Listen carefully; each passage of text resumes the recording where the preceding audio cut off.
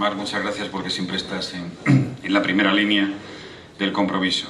Yo creo que es un acto hoy de compromiso, no es una charla, no es una conferencia. Aquí hay insignes especialistas y profesores y algún abogado de pie de obra, como decimos, como nos gustan los abogados, pero yo creo que esto no es una charla al uso, no es una mesa redonda científica o técnica. Venimos a hablar de derechos, venimos a hablar nada menos que de educación y venimos a hablar de inclusión. Vaya tres conceptos, amigos y amigas. Quiero dar las gracias en primer lugar, desde luego, a Javier Amoedo, que tengo un reconocimiento personal y entrañable. No en vano fue profesor mío en sus momentos y en momentos más jóvenes, desde luego, y sobre todo es una persona del mundo jurídico, de la finura del mundo jurídico. Javier Amoedo Conde fue sin duda un magnífico fiscal y es sin duda un magnífico procurador del común, y un procurador del común que se compromete, que dignifica esta institución, con un equipo también magnífico. Y lo digo sin ánimo retórico ni, digamos, por complacencia, lo digo por convicción. Es un equipo magnífico y tenemos la suerte de tener un procurador del común. Ahí están sus informes. Por cierto, os invito a todos a que los leáis. La parte de educación es una parte espléndida, de los mejores informes de procuradores del común. Y esto hace también que a veces los tópicos o los lugares comunes que se dice hay que suprimir los procuradores del común y instituciones que se duplican. Yo no sé si se duplica o no, pero bienvenidas a instituciones como esta, desde luego, porque lo vemos en la práctica. Sin duda también, como he dicho ya, a Solcón y, cómo no, a quienes son los protagonistas de todo ello, que son, sin duda, quienes asisten hoy, no como damnificados ni como víctimas, sino como ejercientes de un derecho, aunque luego puedan ser damnificados. Me refiero naturalmente a todos los padres, a Lucena, Alejandro, a Sara, a Rosa, la madre de Sara, a los padres de Gael, en fin, porque en definitiva esto tiene nombre y apellidos, tiene ojos, tiene cara, tiene dureza, tiene, en definitiva, estamos hablando de seres humanos. Eso es lo fundamental de todo ello. No nos perdamos, o digamos que no las disquisiciones, que son brillantes, o las que se puedan construir sobre el derecho a la educación inclusiva, nos hagan perder que estamos hablando de seres humanos, de familias que lo están pasando mal, porque no solo se pasa mal con dificultades económicas, y naturalmente lo sabemos bien en estos momentos en España, sino también se pasa mal cuando se conculcan derechos, cuando tu hijo o tu hija ves que se le excluye, que se le segrega. ¿En virtud de qué? ¿Tiene la administración derecho a ello? ¿Es que un dictamen de escolarización, como bien decía Miguel Ángel, puede decir que ese niño tiene que ir a un centro especial o tiene que salirse del sistema educativo? ¿En virtud de qué tiene ese derecho y esa legitimación? Por tanto, honor y reconocimiento y grandeza a estos padres que están abriendo la vía, y estoy seguro además no solo la vía, sino lo vamos a conseguir. Ya sé que es duro, que es difícil y que en definitiva lleva tiempo, como lleva tiempo todos los derechos. Yo no me resisto a leer alguna cosa para hacer un poco más grata, aunque luego entremos en la parte jurídica, algunas cuestiones. El tema de la discapacidad es la historia de la humanidad, es la historia del desconocimiento de los derechos. Es tremendo. Por ejemplo, Martha Nussbaum, que es premio Príncipe de Asturias, una gran filósofa que ha trabajado en el tema de la integración y de los derechos humanos de las personas con discapacidad, nos recuerda cosas que estremecen todavía, ¿no? Por ejemplo, que los niños con discapacidades solían ser, como sabemos, apartados de los niños normales, la ocultación, y cómo muchas localidades de Estados Unidos tenían en vigor lo que llamaban leyes de fealdad, que prohibían la aparición en público de toda persona que tuviera alguna discapacidad. Chicago aprobó una norma jurídica, 1881, no hablamos del siglo XVI, ni de la Edad Media, siglo XIX, finales, que estipulaba que ninguna persona que esté enferma, lisiada, mutilada o deforme, de algún modo antiestético que la convierta en un objeto desagradable o en una persona inapropiada para compartir las vías públicas u otros espacios comunes de esta ciudad, estará autorizada a exponerse a la vista del público en general, so pena de no menos de $1 y no más de 50 por cada una de tales infracciones. Esta norma solo se derogó en 1974. 1974. Martha Nussbaum, la nueva intolerancia religiosa. La cita está ahí y lo podéis comprobar. Entonces, ¿de dónde venimos? Es que es estremecedor de dónde venimos. Estamos ya hablando finales del XIX, desde luego siglo XX. Por tanto, compartiendo absolutamente todo lo que han dicho mis compañeros, que sin duda en este tema son auténticos expertos y comprometidos y además magníficos profesionales cada uno en su ámbito, tanto toda la exposición de Gerardo, de Nacho y de Miguel Ángel, yo quiero ir abriendo dentro de ese claroscuro, de ese panorama, digamos, vías no sé si llamarlo vías prácticas, pero desde luego luces, ¿no? Luces jurídicas, porque las hay también. No solo nos quedemos en un panorama de tinieblas, pero partimos de donde partimos y por tanto la evolución ha sido enorme, en la concepción, en las legislaciones y demás. Quiero enmarcar, para empezar muy brevemente, lo que es la inclusión, porque todos hablamos de la inclusión, pero ¿qué es la inclusión? Y sobre todo en el ámbito educativo. Como he dicho, estamos hablando, dije al principio, nada menos que de un derecho, esto es un término convencional ya asumido, un derecho fundamental además, y por tanto no solo, digamos, reivindicable, sino que tiene su vulneración los procedimientos jurídicos establecidos, como luego veremos, y desde luego, de hecho, hemos llevado Solcón, hemos tenido la satisfacción de que el Tribunal Constitucional se haya pronunciado. Es verdad que se hacen críticas muy negativas. Yo voy luego a arropar algo al Tribunal Constitucional, no soy defensor de la sentencia, pero ha abierto mucho debate y desde luego vamos a ver que no ha sido tan negativa. Desde luego hemos estado ahí, la hemos llevado al Constitucional y, por cierto, estamos en el Tribunal Europeo de Derechos Humanos, que quede claro. No contra la sentencia del Constitucional, sino por el tema, por ejemplo, en los casos que se han comentado aquí, de Azucena y Alejandro, estamos ahí en la pelea. Como digo, enmarquemos lo que es la inclusión desde el punto de vista jurídico con respecto al derecho a la educación. La inclusión es un proceso que se debe diferenciar de conceptos que a veces se emplean sin matizarlos o sin definirlos. Por ejemplo, de la exclusión. La exclusión es muy claro el concepto. Apartar a un menor, hablamos fundamentalmente de menores, en este caso estamos hablando del sistema educativo y de la educación en estas etapas, apartar al menor por su deficiencia o por su discapacidad, para ser claro, en definitiva por una circunstancia objetiva, exclusión, que es lo que ha habido.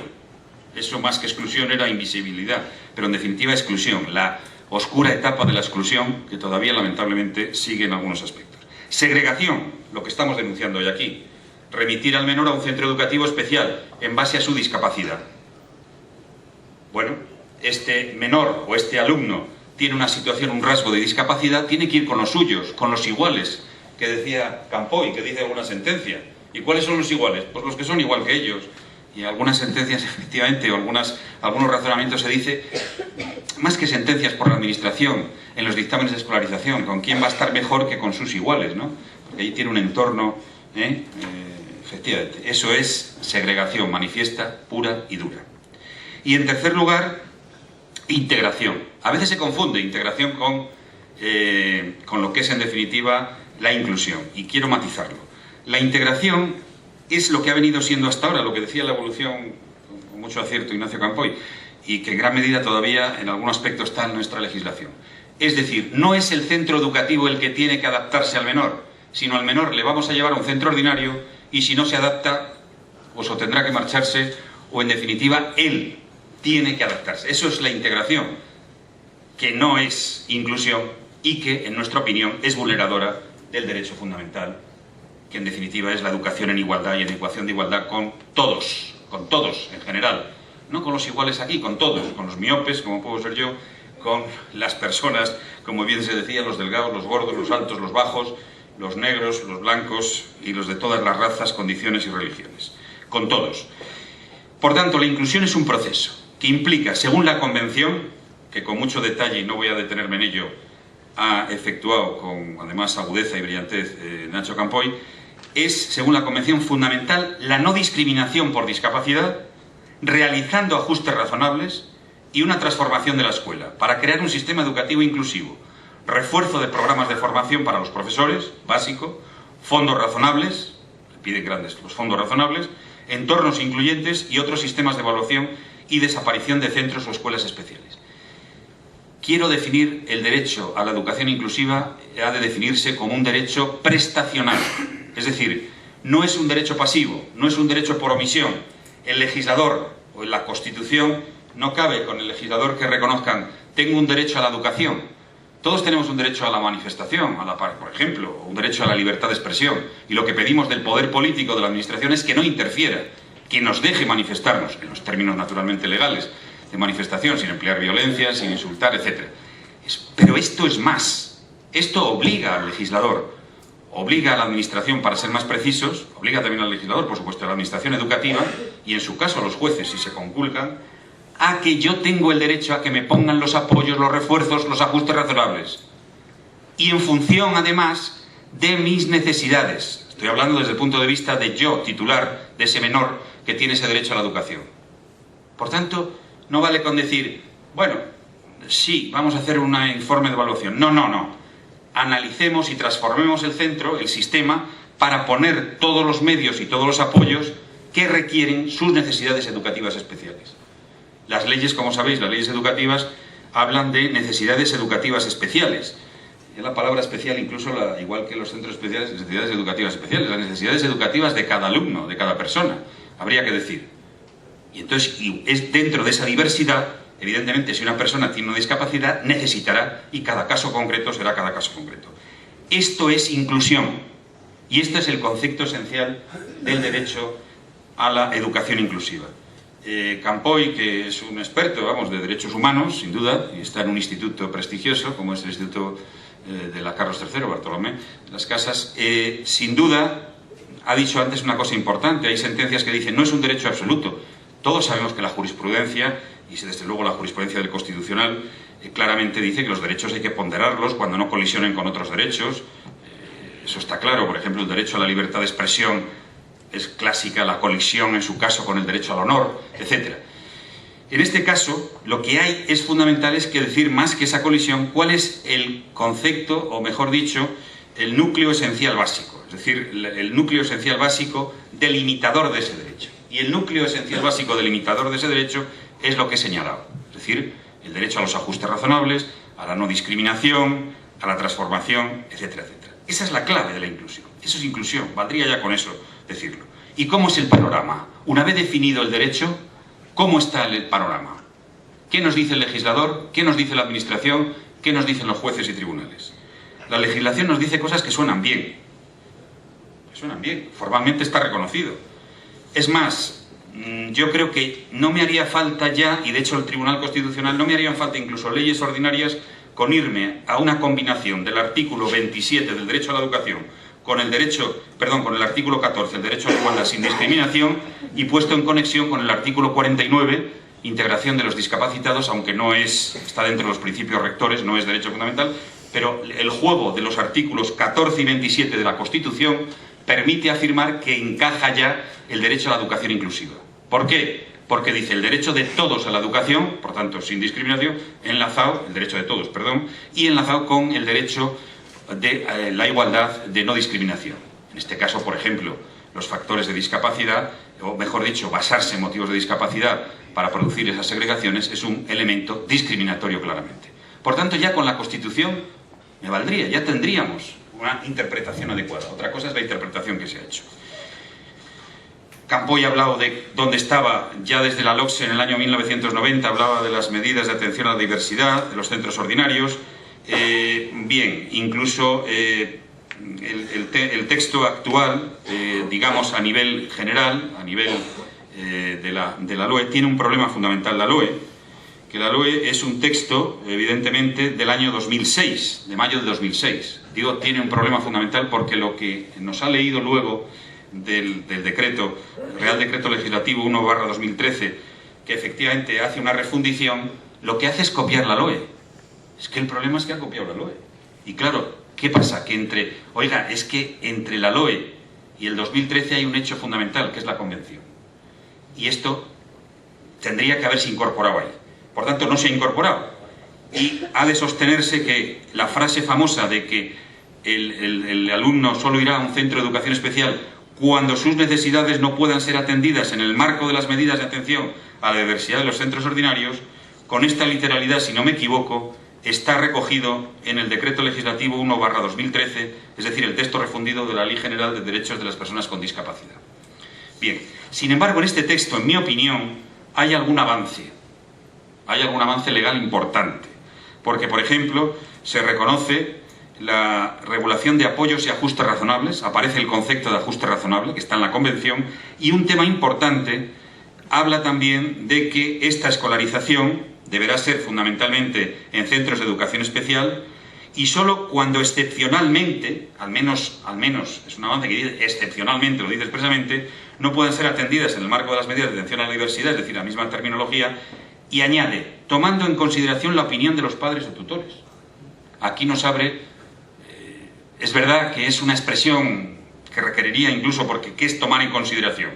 Que no se puede sin, o que la voluntad de los padres es determinante en orden al modelo de escolarización y que solo y cuando los padres permitan o digamos lo autoricen o estén de acuerdo se producirá la escolarización en un centro de educación especial y que la voluntad de los padres es determinante. No está claro el texto normativo, pero al menos se dice tomando en consideración la opinión de los padres o tutores, que luego, como se ha visto, no es tan así en muchos casos, lamentablemente. Por tanto, esta es la situación a nivel constitucional, a nivel de reconocimiento constitucional, como he dicho, a nivel básicamente de norma básica estatal, y quiero hacer referencia sin duda al ámbito autonómico. Estamos en Castilla y León, estamos en la sede del Procurador del Común de Castilla y León, y un abogado no puede dejar de hablar de lo que estamos aplicando todos los días, que son sobre todo leyes también autonómicas.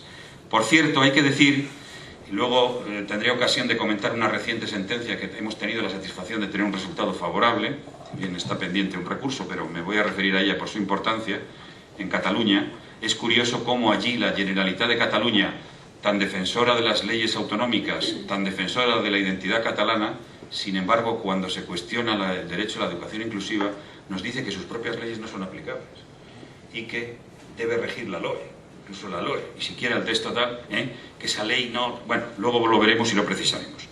Vamos al texto, al ámbito normativo de Castilla y León. El ámbito normativo de Castilla y León, como es sabido, básicamente hay una ley de importancia que es la Ley 2/2013 de la Comunidad Autónoma de Castilla y León, Igualdad de Oportunidades para las Personas con Discapacidad. El artículo 18, en mi opinión, es un artículo importante y es un artículo bien redactado y bien construido desde el punto de vista de la educación inclusiva. Es más, yo creo que es de los textos más avanzados. He tenido el detalle y además la obligación jurídica de los podéis comprobar con otros textos normativos de otras comunidades autónomas. Dice el párrafo fundamental, la esencia, que es lo fundamental que estamos hablando, la modalidad de la escolarización, dice el artículo 18, apartado 3, de la escolarización garantizará el acceso del alumnado a un centro ordinario. Está hablando de que además lo tiene que garantizar, con los apoyos necesarios. Se garantizará que la familia pueda optar por un centro de educación especializado, especial. ¿No? Esto es clarísimo. Se garantiza que la familia, en su caso, pueda optar, un derecho de opción, o una opción, que decimos en derecho. Oiga, si la familia no opta, no puede ir a un centro de educación especial. Es una interpretación literal. Es una interpretación, por supuesto, además sistemática, porque el resto de preceptos se desprende, pero desde luego la literalidad, el tenor literal que decimos en derecho, es clarísimo. Por tanto, no puedo por menos que compartir la opinión del Procurador del Común de Castilla y León, que en su informe, efectivamente, sostiene que no puede imponerse una educación en un centro de educación especial sin contar con la voluntad de los padres. Es decir, que si en esa voluntad...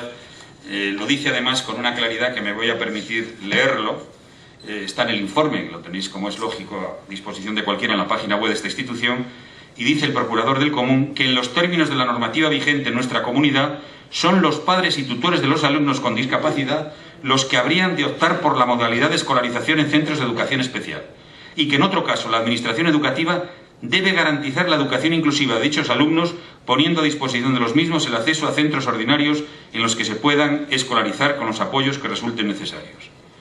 Yo, como abogado, exijo que los casos que tenemos de educación en este momento en Castilla y León se resuelvan por la Administración Educativa. Exijo a la Consejería de Educación que los casos de Rubén, que los casos de Daniel y todos los demás casos, no quiero citar, sé que he citado estos porque, como sabéis, han tenido una significativa repercusión mediática, tienen que resolverse y vamos a actuar en este sentido. No vamos a cejar hasta que aplique la comunidad autónoma su propia ley. Y este es un hecho que, adelanto, que estamos estudiando las acciones correspondientes, con independencia de que se hayan ido en otros recursos, pero esos recursos que se han entablado no iban en esta dirección porque todavía no estaba en vigor, evidentemente, cuando se produjeron. Estamos hablando del 2011, como bien decía, fue cuando se empezó toda la problemática, y esta ley, estamos hablando que es la ley 2/2013 de 15 de mayo. Pero yo creo que la resolución del Procurador del Común abre una vía importante para la defensa de todas estas situaciones. El derecho es lo que tiene, es duro, porque hay que pelearlo, y los tribunales duran mucho los procesos, y son difíciles y costosos, y para la gente y para el ciudadano normal lo de la justicia es complicado el acceso, pero tenemos que utilizar estas vías y ahí está. Tengo que hablar, he hablado de la legislación, voy acabando, pero no quiero por menos de agotar unas ideas, ¿no? Hemos hablado de cómo está la legislación, vamos a hablar un poco de la administración, que debería ser el elemento fundamental, aunque yo creo que Miguel Ángel, sobre todo, ha estado muy claro, muy preciso, pero el problema de la administración es, yo creo que lo ha dicho muy atinadamente al final. Y luego me voy a permitir leer el voto particular que hay en la sentencia del Constitucional. Lo que tiene la sentencia es que tiene votos particulares. Y los votos particulares no son sentencia, no es la ratio decidendi, pero abren vías jurisprudenciales, y lo sabemos. Y afortunadamente la jurisprudencia es evolutiva, Nacho. No es... Ya veremos a ver qué cuando vayan otros casos. Por eso lo decimos. A lo que vamos. En este tema, la administración, yo creo que efectivamente se parte de prejuicios, ¿no? No prejuicios de carácter político, probablemente ideológicos, porque entender la diversidad cuesta. Hay miedo a entender la diversidad.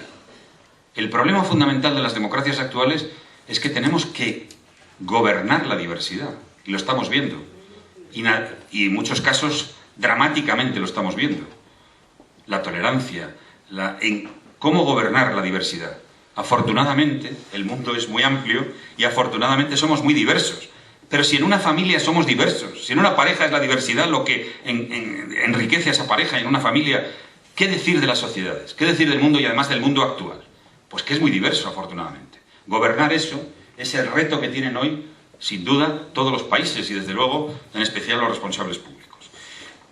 Por tanto, también la administración, desde luego, y las actitudes que hay. Las evaluaciones psicopedagógicas no me voy a extender, lo ha dicho perfectamente Miguel Ángel, pero desde luego, desde el punto de vista jurídico, quiero decir que adolecen, en nuestra opinión, de una cuestión fundamental, es decir, que están basadas en los rasgos de la discapacidad. Es decir, no sé, podemos ver todos los informes, los padres están aquí, me están diciendo con la cabeza que sí, porque conocen bien, mucho mejor que yo, esos informes, y todos dicen, tiene un trastorno de no sé qué, tiene un lenguaje como el niño de 1 año, tiene incapacidad de comunicación verbal. Bueno, si es que no ese es el tema, no ese es el tema.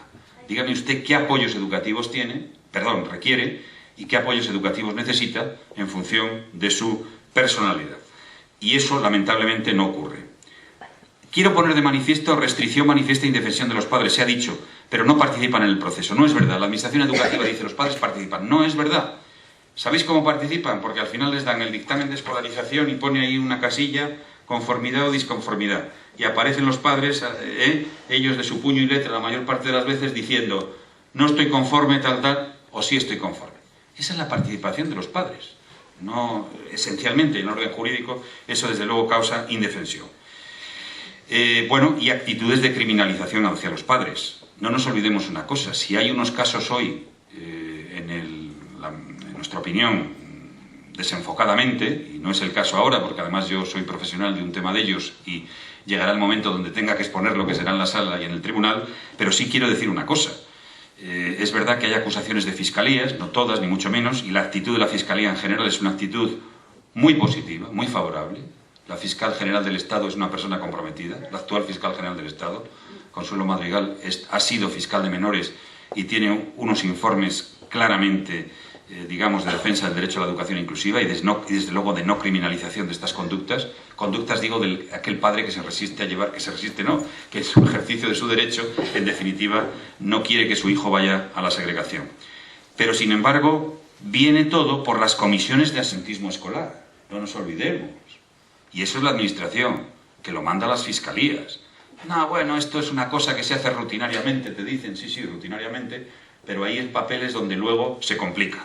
Y el papel en ocasiones acaba, efectivamente, en acusaciones penales que tienen honda gravedad, ¿no? Honda gravedad sin duda y sobre todo perturbación para estas personas. Desde luego, lo que sí, desde luego, sin entrar en los detalles, porque ya digo que soy profesional interesado en el tema, pero desde luego hablar aquí de delito claramente resulta inapropiado, improcedente, desde luego en gran medida absolutamente un despropósito. Podrá ser otra conducta, será lo que sea, pero desde luego nunca una criminalización por el ejercicio de este derecho. Y me voy rápidamente a cómo está el panorama jurisprudencial. Bueno, el panorama jurisprudencial, como ocurre con la jurisprudencia, y eso lo sabemos bien los abogados, siempre es confuso y difuso, pero salvo en algunas ocasiones. No, ¿qué pasa con la jurisprudencia? La jurisprudencia, este tema es muy nuevo, porque tan nuevo como que el Tribunal Supremo no tiene todavía una doctrina elaborada. Tiene sentencias, algunas importantes, por cierto, la de mayo de 2011, en un tema de autismo, que reconoció los derechos, pero no exactamente de la educación inclusiva. Hay una sentencia ahora reciente del Tribunal Supremo, pero tampoco es exactamente de educación inclusiva, aunque reconoce una serie de derechos a la educación y demás. Pero, sin embargo, ha tenido ocasión el Tribunal Constitucional de pronunciarse por primera vez en esta sentencia importante. Digo importante porque ha sido el caso efectivamente de Azucena, está aquí presente Azucena como madre efectivamente en este caso de Daniel. La historia de Daniel es conocida, yo no la voy a exponer aquí, no es el momento, pero en definitiva llega el caso al Tribunal Constitucional y el Tribunal Constitucional considera que es un motivo de amparo, ya es un dato fundamental. El fiscal apoya además el amparo y lo apoya muy interesante el fiscal porque dice... No, aparte de que no se ponderó por la Administración, es que a Daniel se le denegaron los ajustes razonables. Y la Convención dice que denegar ajustes razonables es discriminación. Y si es discriminación, se ha vulnerado la igualdad.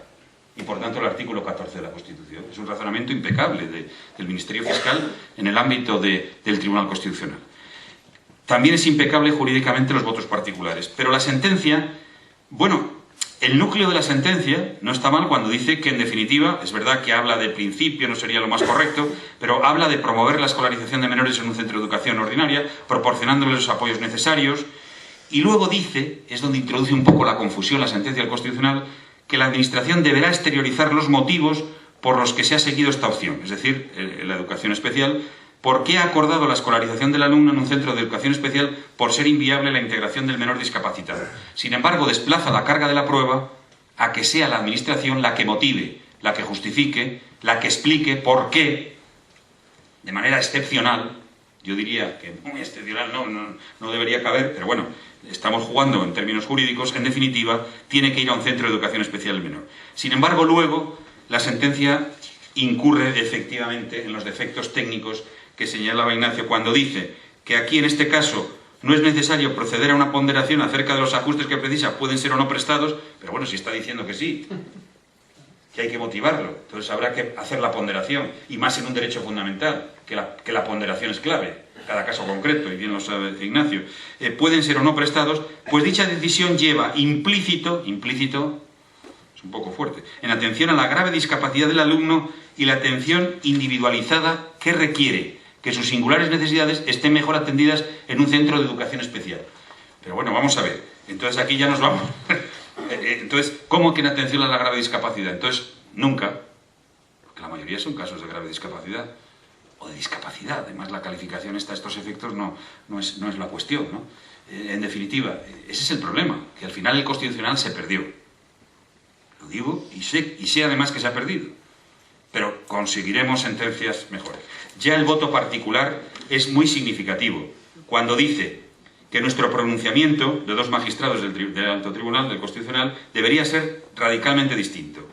Estando detrás de la motivación la resolución impugnada, el derecho a la educación de un menor discapacitado debe exigirse un plus de motivación, que hace referencia a exigencias de orden cualitativo y no cuantitativo, y ponderación de las circunstancias de cada caso concreto, más aún cuando la discapacidad sufrida por el menor le hace titular de una situación especialmente protegida, no solo por la convención antes citada, sino especialmente por el artículo 49 de la Constitución. Esto ya abre una vía muchísimo más abierta, mucho más interesante, este voto particular. Y quiero añadir, porque en la línea de lo que decía, que quedó un poco en el aire, lo que decía nuestro amigo, en el sentido de que, efectivamente, nos decías que prácticamente la Administración se basaba en los dictámenes de escolarización, o que los dictámenes de escolarización que son resoluciones administrativas, no deben descansar en los profesionales de la psicología.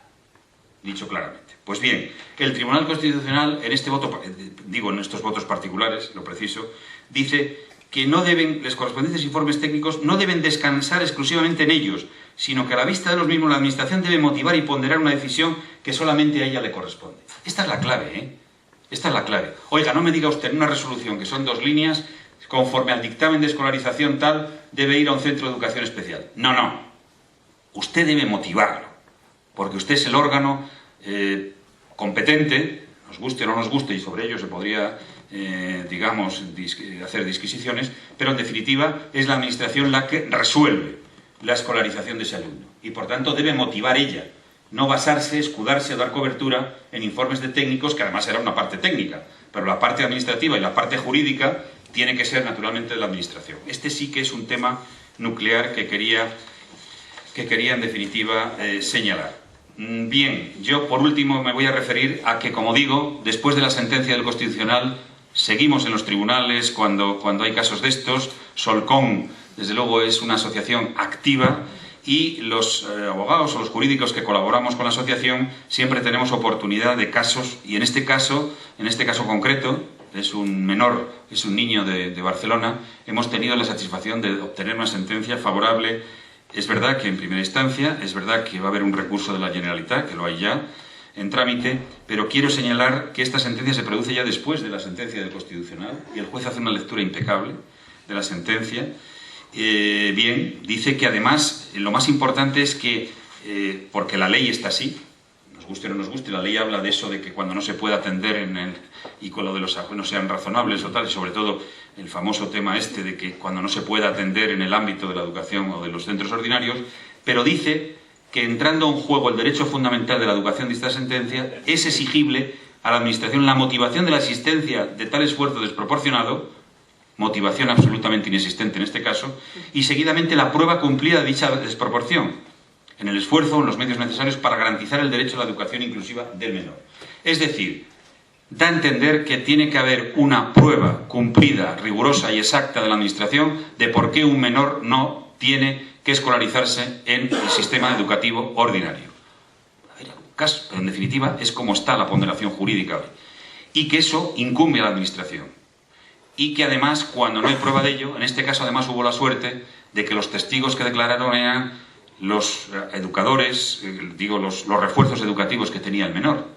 Y desvirtuaron los dictámenes no tuvimos que ir a ningún otro dictamen, ni entrar en la guerra de dictámenes, sino que aquí, afortunadamente, dijeron, este niño evoluciona, este niño está integrado, estaba ya en un centro, además, educativo, nada menos que desde los 3 años, estamos hablando de una persona de 13 años, de un niño de 13 años, que llevaba 10 años, y en definitiva no hay ningún motivo para que se tenga que ir a un centro de educación especial, como señaló la Generalitat, que era, por cierto, efectivamente, invocaba también que no se debía aplicar una ley, la ley catalana, porque decía, no, esa ley no es aplicable, sería la LOE, en fin, eso que antes señalé. Pero en definitiva se ha estimado el recurso y se ha declarado el derecho a la educación inclusiva. Yo quiero concluir con unas palabras de un conocido ensayista italiano, Dario Yanes, antes citaba a Marta Nussbaum, que es uno de los más especialistas en Italia de la educación y de la defensa de los derechos de los discapacitados, de la educación inclusiva, en un libro muy interesante, La Speciale Normalità, la normalidad. Dice, quiero hacer las mismas cosas que hacen todos los demás. Solo un estudiante discapacitado podría expresar en una sola frase y con una fórmula tan cristalina los múltiples sentidos de la normalidad. Quiero hacer las mismas cosas que hacen todos los demás, porque tengo los mismos derechos. Quiero hacer las mismas cosas que hacen todos los demás porque esto me supone una necesidad profunda y sentida. Poder hacer las mismas cosas que hacen todos los demás es un derecho, pero también una manera de impulsar el desarrollo social. Quiero hacer las mismas cosas que hacen todos los demás para beneficio de ustedes, para ayudar al crecimiento y la cohesión de nuestro grupo. Yo también quiero hacer todas las cosas que hacen todos los demás y por tanto quiero que se vaya abriendo ya la efectividad clara de este derecho a la educación inclusiva. Quiero, por último, señalar que en la sala también hay representantes de partidos políticos, de sindicatos, de asociaciones. Gracias a todos ellos y, desde luego, gracias a esta asistencia, porque el tema es también, sin duda, de naturaleza política. El poder político tiene que implicarse. Yo emplazo a esas fuerzas políticas y sindicales, y aquí está Solcon a disposición para todo lo que queráis, porque en definitiva es un esfuerzo solidario, un esfuerzo conjunto, y tener una educación inclusiva en un país, conseguir que no haya, mientras haya un caso, no hay educación inclusiva, mientras haya un caso conculcado, hace digno a un país. Al final un país se reconoce por sus derechos, y eso es la dignidad, y más cuando estamos hablando de seres humanos y de derechos humanos y a la igualdad. Muchas gracias.